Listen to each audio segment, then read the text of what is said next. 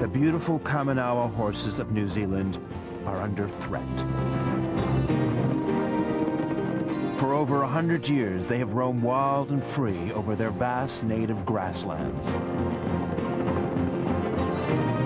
But now, these horses are threatened with extinction.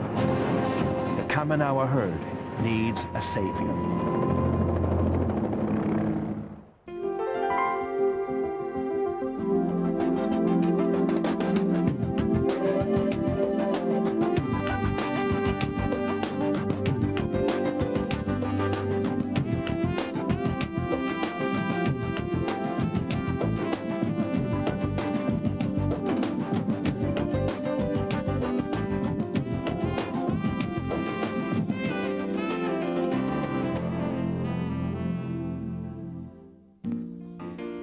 Stephanie Natras is a 23-year-old hairdresser with a passion for the Kaimanawa herd.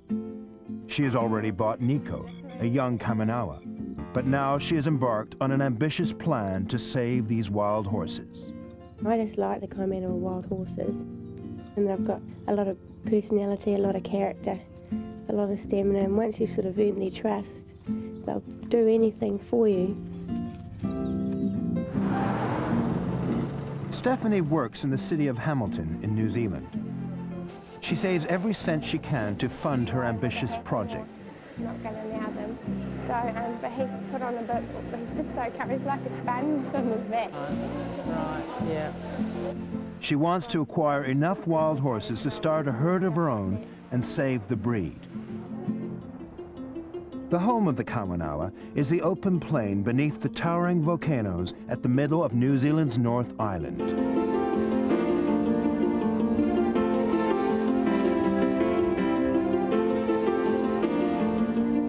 The Kaimanawa horse is unique, fast like a thoroughbred, but small, kind, and intelligent like a mountain pony.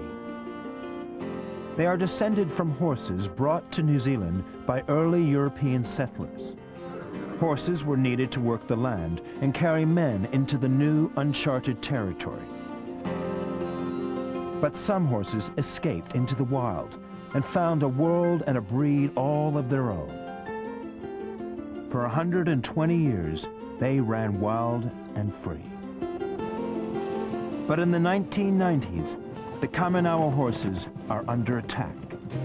The Department of Conservation, fearing the herd was destroying rare plant life, decided that the horses would have to be removed from the ranges and killed.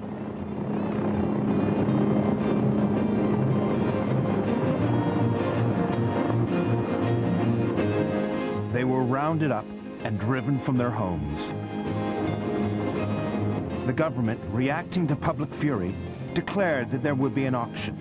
If suitable homes could be found, 850 horses will be sold. If not, they would be killed.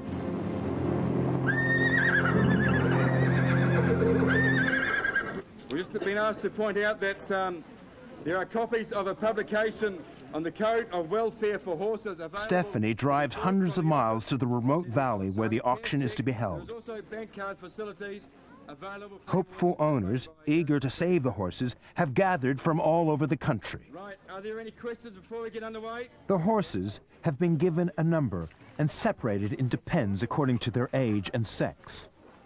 Stephanie needs to choose which horses she will bid for. She wants the best to start her herd. But she is looking for something more. She wants one special wild horse that she can train and ride herself. It's a difficult choice, and everyone has an opinion. Head's down at the moment, but when she lifts it up, she's just in the corner. Wait, where'd you get that from? Do you want a bite? Yeah, it is a bit hard. It lays in the base slot in the middle. Yeah, yeah. Each horse has a number painted on its rear. As bids come in for each horse, the amount is written on a board. Stephanie gives her bids to the auctioneer. Make it 120. 110. 110. Oh, you mean, Mum? Bids are taken for 3 hours. The highest bidder wins. Friends and family have helped Stephanie raise 1,200 New Zealand dollars. She hopes it will be enough. Stephanie is helped by her stepfather, Lewis, a farmer. but it is still a nerve-wracking time. The bids are starting to rise.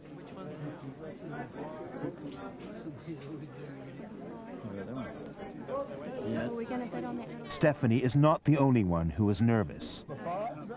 Buyers watch the board to see if anyone put in higher bids for their horses. After 3 hours of waiting, Stephanie has been successful. She has bought 5 horses. We've got 5. We've got 5. 3 fillies and 2 colts. But this is only the beginning of her dream. While Stephanie is at work the next afternoon, her 5 new horses are delivered to Lewis's farm in Waikato.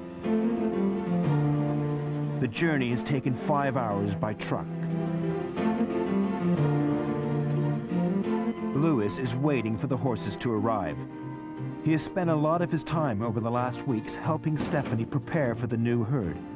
He's built a new pen where the wild horses will live for the first few weeks. Lewis has grown to share Stephanie's passion for starting a Kaimanawa herd and saving the breed. As the horses arrive in their new home, Lewis anxiously looks them over for any signs of injury.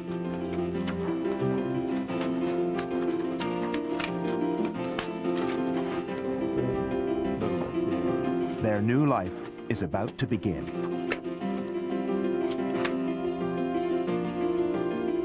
Lewis's lush farm is very different from the harsh land of the Kaimanawa ranges. The grass is green, there's a wide variety of farm animals, and of course, there are fences.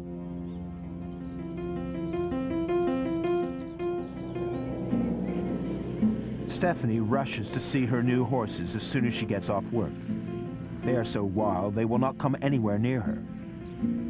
The real work of winning their trust and friendship is about to begin. Well, there's your boy, Steph. He's so good looking. All we got to do now is break him in. And that's going to be your job.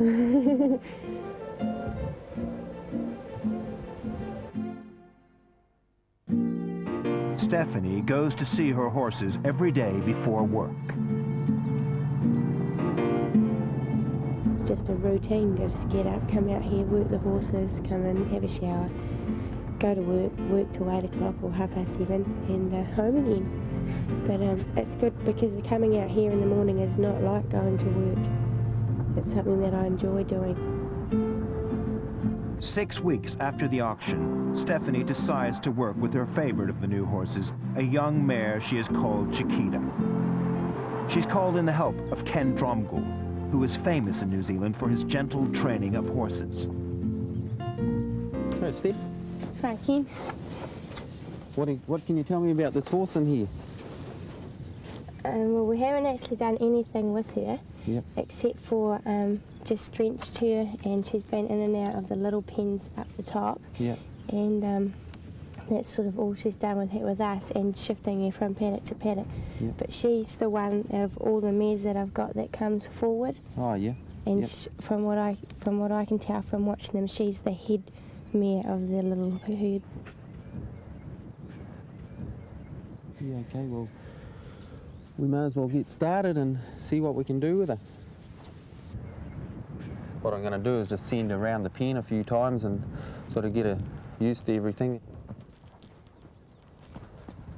And then start asking her to look at me a bit. Yeah. And we'll just take it from there. Just watch through the gate if you like. Okay.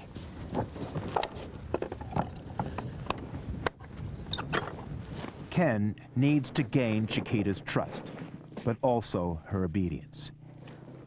He uses his body to adopt a dominant yet non-aggressive posture. I really like watching Ken, and I like what he does. First time I saw him, yeah, it was amazing. Just the whole way that he's worked with horses and how he can get them to do things quite quickly and without too much force. By throwing the rope just behind Chiquita, Ken shows he is the boss. He keeps her moving, but he does not frighten her. Chiquita is very wary and does not yet trust humans. It's too dangerous for Stephanie to be inside the pen. Ken explains to Stephanie how he works. She's going to go around the pen a bit and look for a few ways out, or to try and find something that's working for her. We're just going to keep her moving until she really starts thinking seriously about looking at me. She kind of looks at you, but it's not really a submissive look.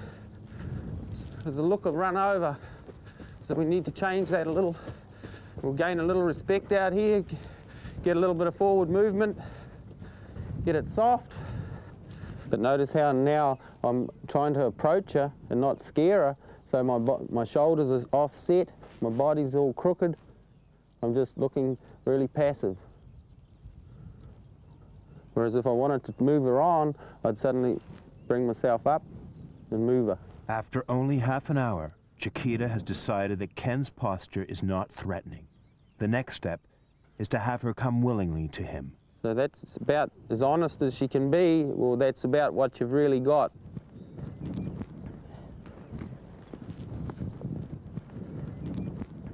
Stephanie watches. She's kind of learnt this game when she was a foal, because that's what her mother said to her, come with me. Just his body connecting with the horse is like you've got a rope in between, but there is no rope. You know, it's just body movements, and the horse is doing what he's asking by using his body. He's doing things with it before he's even actually touched it.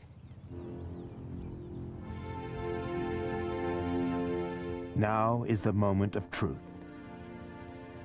Like magic, Chiquita and Ken inch toward each other, and before Stephanie's eyes, the first contact is made.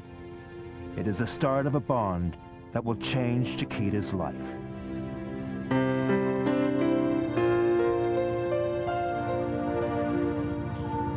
You want to come in, Steph? Yeah. Your turn.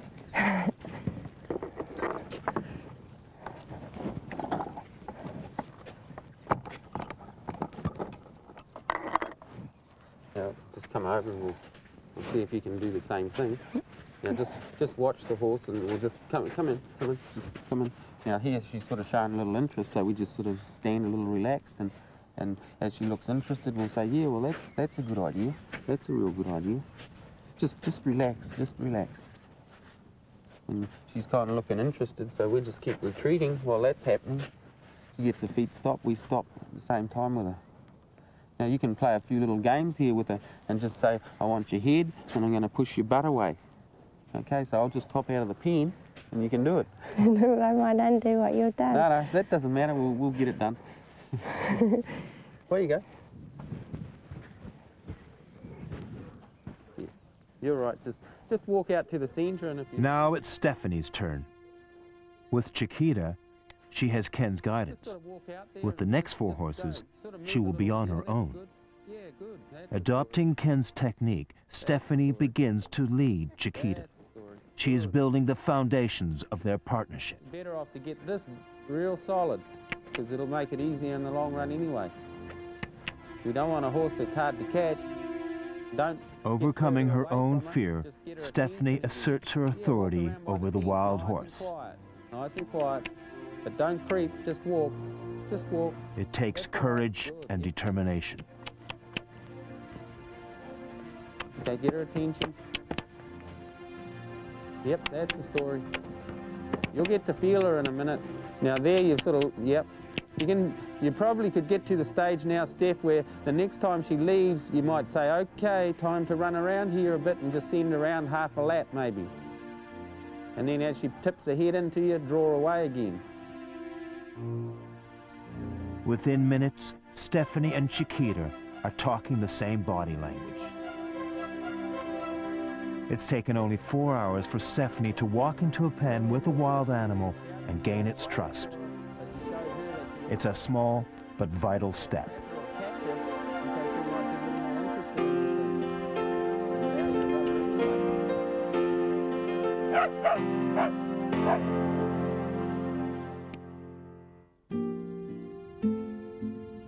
I'm just at the start, and I've picked up a lot of little things and a lot of different things, and just watching Ken and watching Ken working with the horse, it helps me a lot.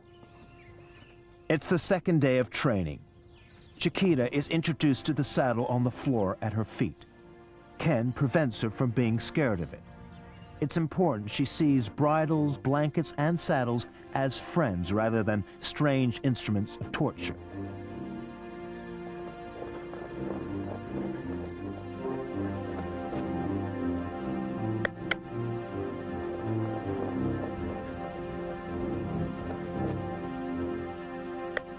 Ken knows that this groundwork is essential before Stephanie can safely ride Chiquita.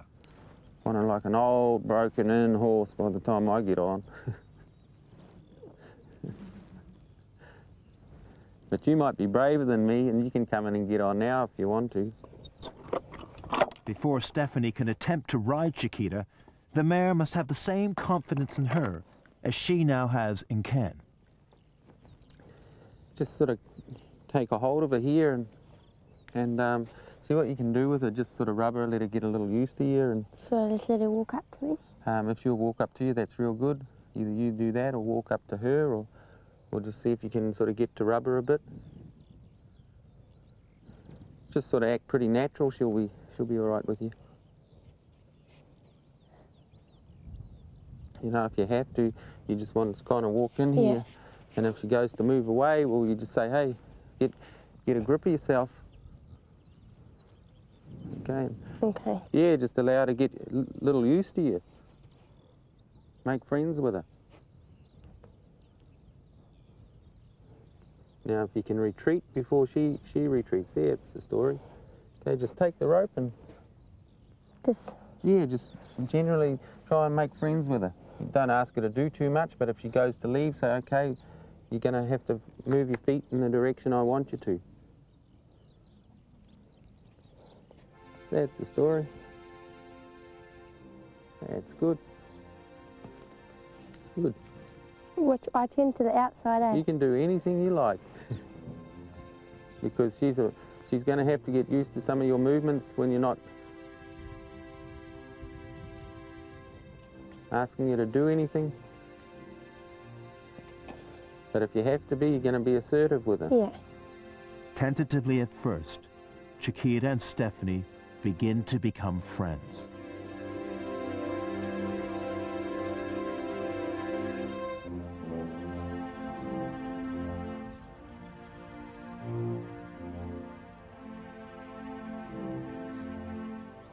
Yeah, that's real good, but don't allow her to push you backwards. Okay. For Chiquita, it's a huge step.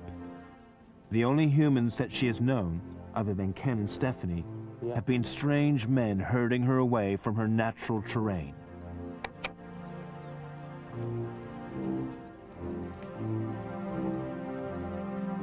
Rub her between the eyes if you want to.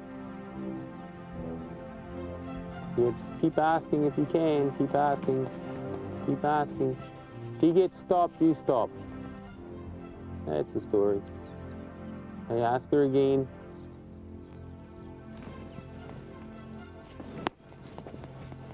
Yep, that was good.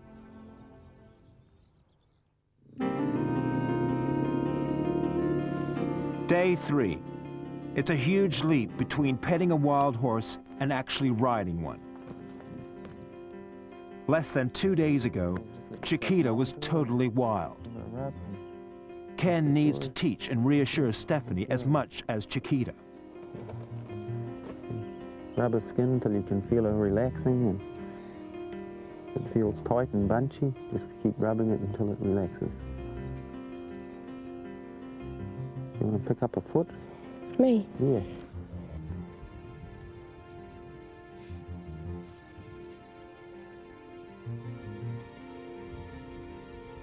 Just try above the knee there. Just Up pull, here? yeah, pull it forward. She is nervous of getting too close to Chiquita.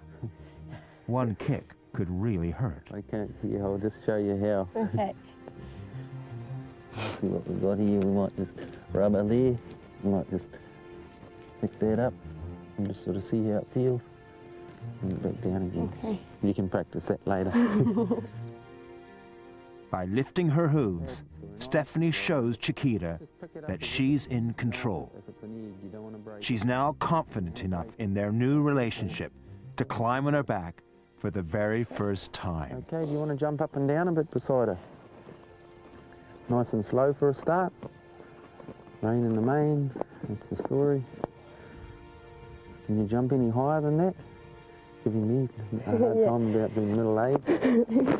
That's the story. That's good. It only looks like I can't because I'm short. Okay. Under Ken's watchful eye, Stephanie prepares Chiquita for what lies ahead. Okay, we'll come around the other side. Just come around behind me here and we'll try a bit on this side. Okay. And Chiquita feels what it will be like to have a human on her back. Yep, that'll do. Okay, now can you sort of hop up? This and is sort the of hit your moment knees, that sort of up Stephanie on a has run? dreamed of since the auction 6 weeks ago. What I might do is just lead you Chiquita now trusts her, but the moment is still hazardous. I'm going to ask you to go over slowly. You just go up. Go up. Slowly, she eases herself onto the back of a wild horse. Okay, just put your leg over nice and slow. Okay, just stay with me. Stay with me.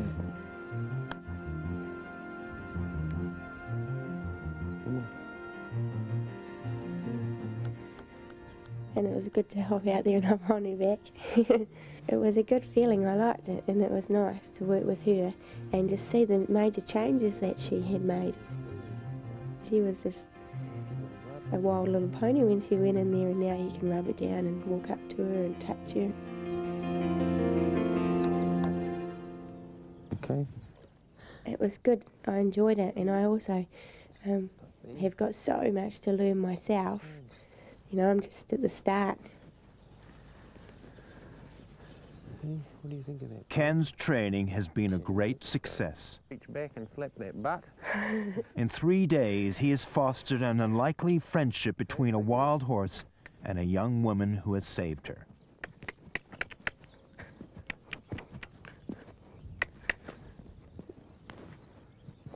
Chiquita still looks like a wild horse. She has only been ridden inside a small pen. There's months of patient training ahead before horse and rider can work together smoothly as a team. She's, okay, just turn around and ride on again and again until she keeps travelling straight. This is going to teach her to travel straight. Ken begins to show Stephanie how to direct Chiquita. But from now on, Stephanie is on her own. Think of the hind feet and the front feet when you're doing it, because that's what you're doing. Just put her out there a little. Ken's encouragement and teaching have given Stephanie the confidence she needs to work with Chiquita and the other Kaimanawa horses. Okay, when you want her to go, slap your thigh and cluck to her. Okay. After working with Chiquita, Stephanie has no doubts that her dream of starting her own herd will come true.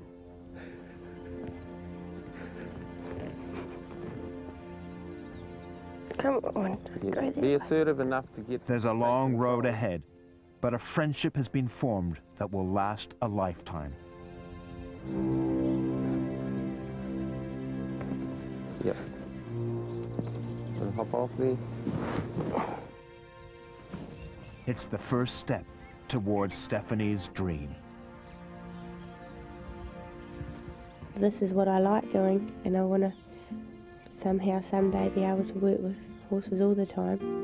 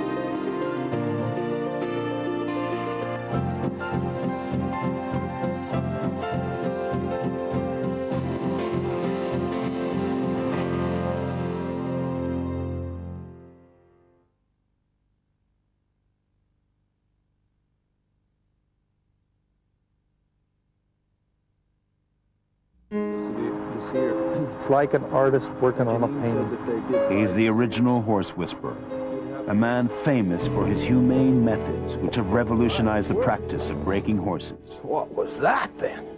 Monty Roberts has also helped hundreds of horses overcome their fear of the starting gate. What? This horse should be no different. But a 2-week job will become the biggest challenge of his storied career.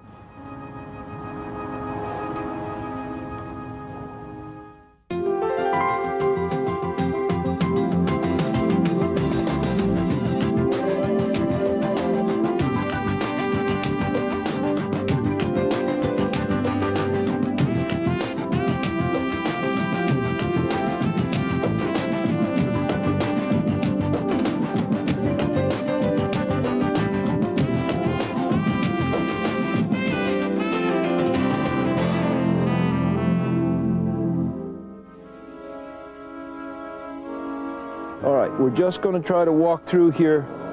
You're going to follow along behind, but be very careful that he might fly back. An untried but promising racehorse named Blushing E.T. has been sent to Monty with a big problem. He's terrified of racecourse starting gates. He's an extremely sensitive horse. He's a chestnut in color. They are more sensitive in their skin than the browns and bays. This horse obviously is not violent at the moment, but he's riding that edge of violence and could react for us at any moment with utter and complete violence.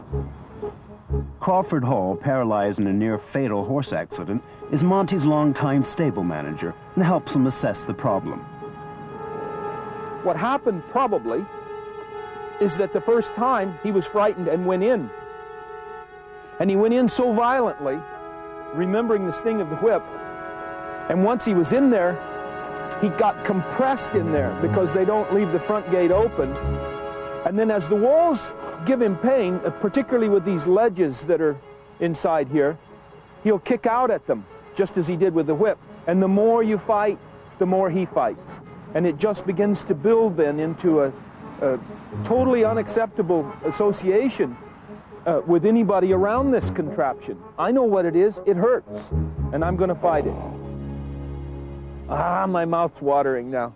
He's already kind of captured me in that he's a beautiful young horse with probably all the ability in the world, and he's terribly misunderstood. And if I can intercede to set the record straight here and get him happy, God, it's gratifying. Monty's farm is in Solvang, California. Here he has trained thoroughbreds that have won prestigious races around the world. Monty is a 2-year-old Blushing E.T.'s last chance. If he can't help him, the horse will probably lose his life. Before serious work with Blushing E.T. at the starting gate, Monty uses a specially constructed arena to bond with the horse. He'll do this by speaking the horse's language, a language that Monty has dubbed Equus. Monty has used Equus to start over 10,000 raw or green horses, horses that have never felt bridle, bit, saddle, or rider. Monty calls the moment that the bond of trust is established join up, and in less than 40 minutes, he can put a rider on a raw horse's back. The conventional method can take many weeks and sometimes involves punishment that can leave the horse scarred for life. Monty was a son of a horse trainer who broke horses in a violent way, and even as a young boy, Monty was looking to do it differently. Growing up in Salinas, California, he was constantly competing in rodeos. One of the events was a wild Mustang race. When Monty entered his teams, he persuaded the organizer of the rodeo to give him the contract to find wild horses for the race. At 13, Monty headed out to the high grassland of the Sierra Nevada, a place he would later call his outdoor university. Watching the herds helped him understand their silent language Equus. Their signals and body language are the basis of Monty's technique of introducing young horses gently to saddle and rider. He saw how the dominant mare would discipline younger horses by driving them away from the herd and then gradually letting them back in.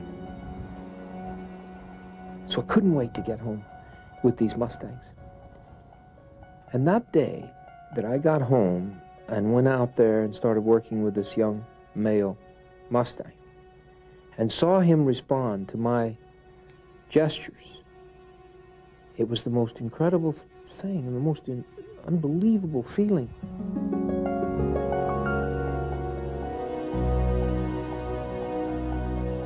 But the strongest impulse within me was to say to myself, who the hell is going to apologize to this species for all these centuries of misunderstanding, of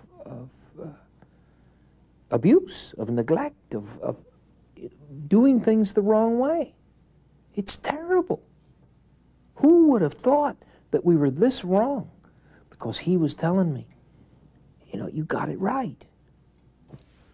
You can see the tremendous barrier he has between man and horse. There is no empathy, no comfort. Monty begins like the dominant mare, by driving away the young, misbehaving horse. After a while, when the horse realizes that there's no escape, and that the human in the middle is not going to relent, he begins to make signs of submission. First fixing his inner ear on Monty, then making licking and chewing motions with his mouth, to show the beginnings of trust. And you're going to see him drop his head right down near the soil. Which means if we could have a meeting to renegotiate this, I'd let you be the chairman of the meeting. Okay. There's some pretty good mouth activity there.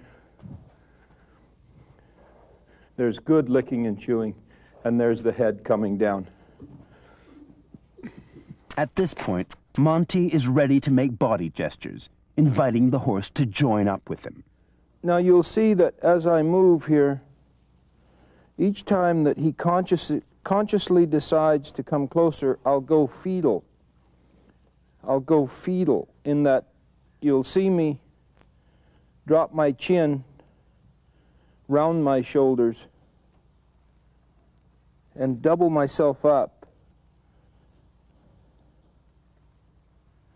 And that's his invitation to come closer to me. Fingers have to be round. Join up with Blushing E.T. reveals a great deal to Monty. Unlike a wild horse, which speaks a pure form of equus and is like a blank slate, Blushing E.T. communicates with Monty his wareness, expressing the trauma that is built up inside him.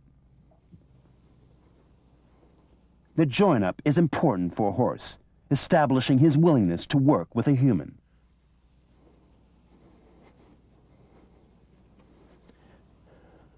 Now we have a totally different horse in this enclosure than we had when we came in here.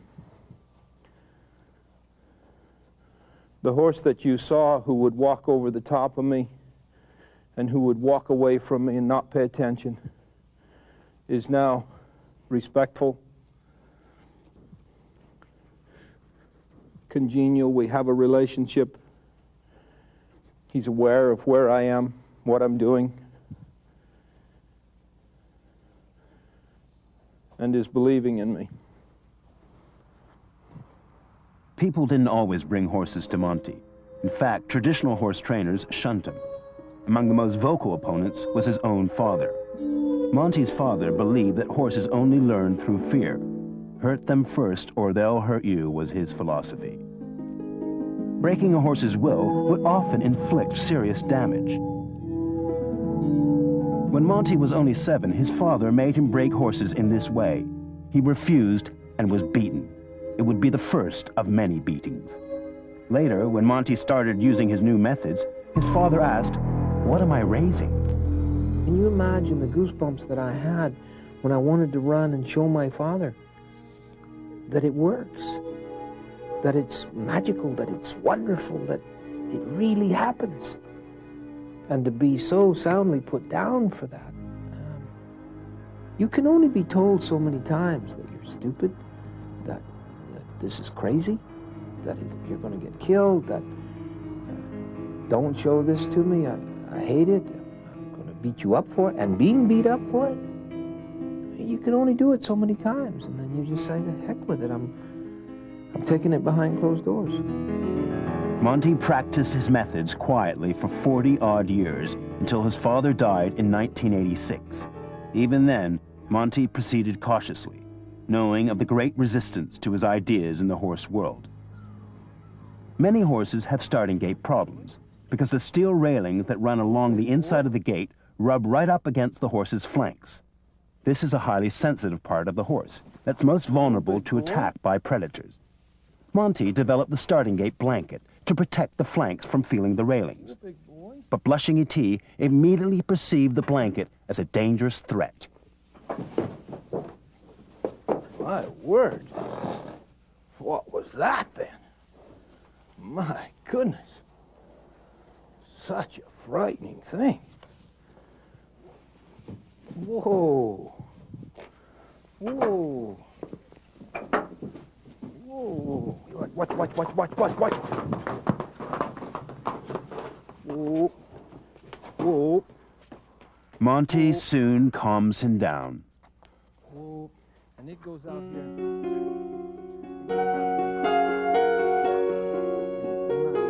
He is always developing and refining solutions. While working with starting gate problem horses, Monty came up with the idea to build an hourglass-shaped corral around the stall, creating a zone where the horse could calm down. Like the blanket, it lessens the trauma for the horse so that he can begin the process of recreating the starting gate experience in a positive way.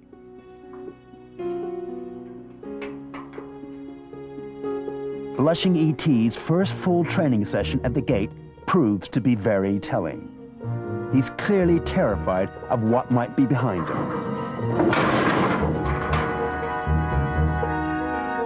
Yeah, that's the whip. When he jumps and kicks like that, he's feeling that the whip is coming. Monty puts himself at great risk when working in such a confined space.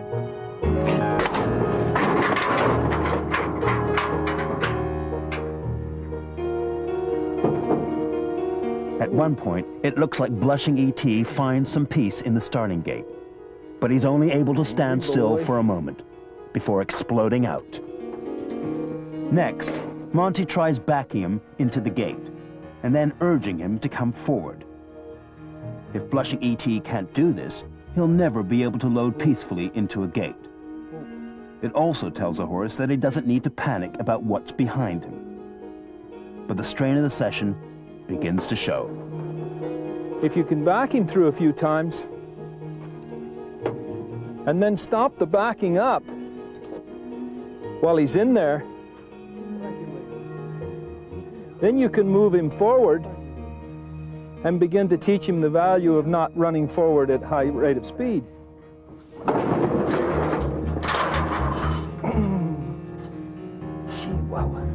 If I hadn't done the join up, you see, there'd be no way I could go in here with him and work with him like this, because he would kill me.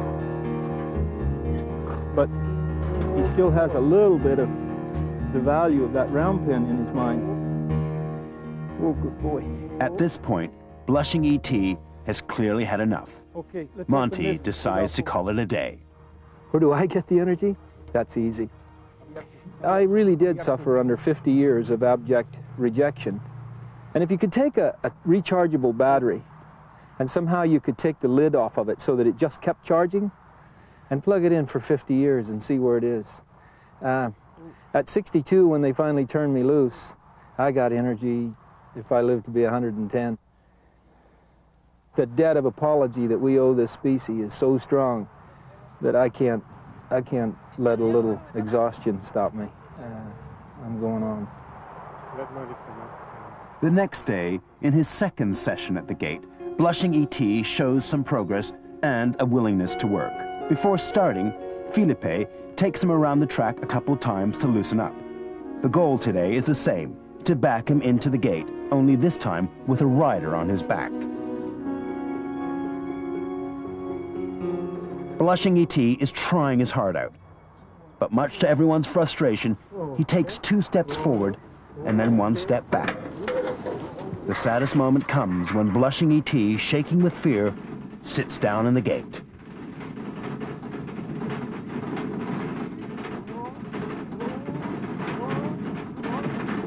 Stay up on top. All this allows Monty to understand the severity of the horse's problems. He will continue to monitor his behavior and look for new solutions. But it is now clear to Monty that blushing E.T. is an extraordinary challenge. Monty decides to drive to Santa Anita Racecourse. It was a trainer here that sent blushing E.T. to him, and it is here that the horse will return to race if his fear of starting gates is cured. Monty has come to talk with the starting gate crew about their experiences with blushing E.T. But first he climbs to the top of the grandstand to meet Trevor Denman, the premier voice of American racing and a keen observer of racehorse behavior. A really interesting case that I had was a horse who got beat up pretty bad in a race and then never saw her again, and she came back about 6 weeks later, and the rider went to hit her, but he really didn't hit her hard. He just gave her a little backhander and she just took off. She went halfway across the track. So I would figure that one little blow that he gave her couldn't have hurt her that much, and you would have to think that she had remembered that previous experience. That's what it looked like to me. Then Monty visits the starting gate crew. So then I was going to blindfold him, and that's the first thing I thought of too. This sumbitch has never been closed up, and if he ever went to thrash and got loose with that blindfold, it'd be all over with. Well, particularly you. Down in there, huh? He went, well, he sat down first and then just threw himself on the ground and then just went to looking for anybody to bite, you know. Yeah. Jay Slender is the head starter at Santa Anita. He knew blushing E.T. hated the gates. At one point, track officials were even thinking about banning the horse for life after he broke the hand of one of the starting gate crew. We pushed him through a couple times, and once, like you say, we got him halfway in that gate, he just wanted out. Yeah. He blew right through those front doors with me. He will paw at you, though. Yeah. He will strike at you and want to bite you and kick you. Blushing E.T. heads out into the early morning mist. As Monty watches, he reflects on how attached he becomes to the horses he works with. I've dealt with over 100 that I got from 0 to perfect at the starting gate, and then wait and wait and wait for word of how they're doing, call the trainer, and ultimately, that horse bowed, we send him off to Argentina or Puerto Rico or something. And it's a knife through you, you know, when those things happen. Once at the gate, it's clear that blushing E.T.'s adrenaline is way down. There seems to be a calm about him, as Felipe goes about the task of backing him into the gate. Monty, meanwhile, positions himself above the horse to get him used to having people around him. This makes blushing E.T. very nervous. I thought I could go in there and stand up in the next stall and not be very prominent, and he'd be fine. But they've been meaner to him than I thought.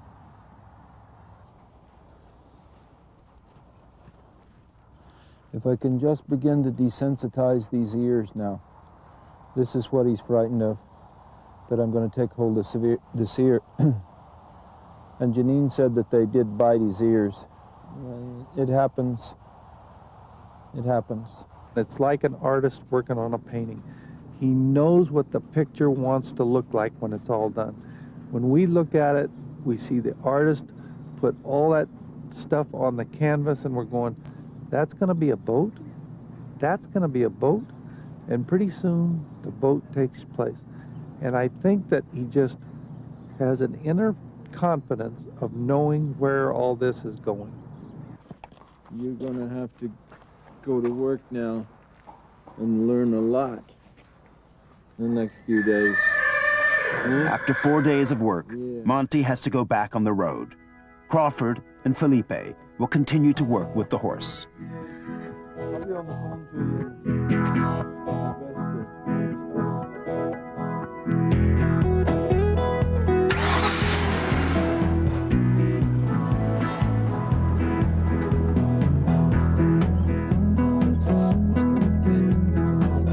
Fame and success has allowed Monty to spread his gentle word about how humans should communicate with horses.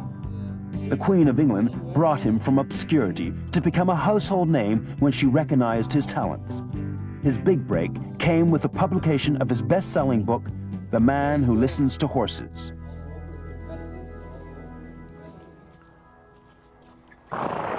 When Monty returns a week later, Crawford has made significant progress, but blushing E.T. continues to struggle.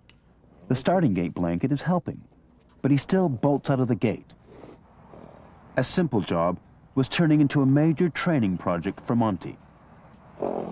He documented the process with his camcorder. And what our goal is today is to cause him to comfortably back through the starting gate, with eventually myself up on the side of it. Monty continues to scrutinize the horse's behavior. He makes a minor change that has an enormous impact. He removes the hourglass pen, replacing it with a circular path. Before, the horse would burst out of the gate straight into a fence, where he'd be forced to a dead halt. Now, blushing E.T. can keep going, and his own momentum brings him back to the gate. Blushing E.T. is therefore allowed to deal with the gate on his own terms, without being spooked by people around him. This way, he can learn the lesson on his own. After 2 months, Monty feels that blushing E.T. is ready to return to Santa Anita, because he seems comfortable in the gate. If all goes well today, he might be able to begin his career as a racehorse. But blushing E.T. is nervous in his old environment, and it doesn't take long before he bolts out of the gate, almost injuring Monty.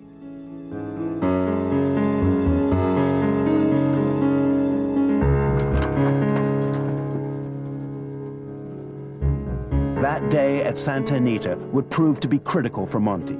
He saw something at the track that he hadn't registered before. Blushing E.T. wasn't only afraid of the starting gate, he was also afraid of being whipped on his hind legs by the gate crew.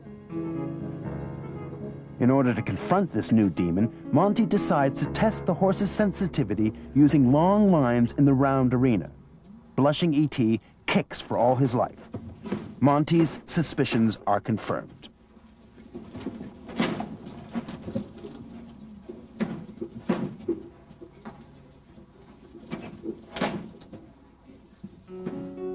A big breakthrough comes when Monty puts a stable blanket on blushing E.T. It gives him a warm, cozy feeling he recognizes, despite the straps rubbing his hind legs. Monty then continues using the long lines with the blanket on. This way, blushing E.T. comes to accept the rubbing sensation of the lines. A few more sessions, and blushing E.T. returns to Santa Anita and begins to learn to be a racehorse. This horse was not a teacher, a university. He had dimensions that I've never seen before. Monty's success lies in his own willingness to learn. Yes, I would do things differently from now on. You can take all the times that I've done these tough horses and cut them in half. In my opinion, no horse is too tough now. I sincerely believe they don't have to die anymore. I can fix them.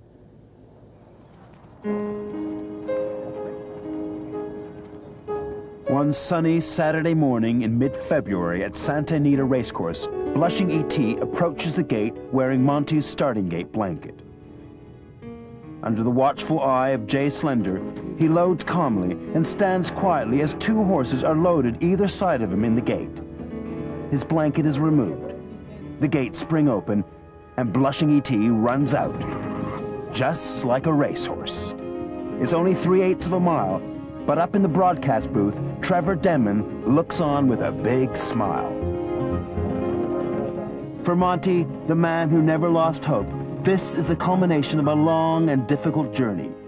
2 weeks became 4 months, and finally success. Now it's up to the horse to carve his own path to glory. You be a good boy till I see you. Next time I see you, you'll be winning a race. Huh? You'll be winning a race? See you later. See you in the winner's circle.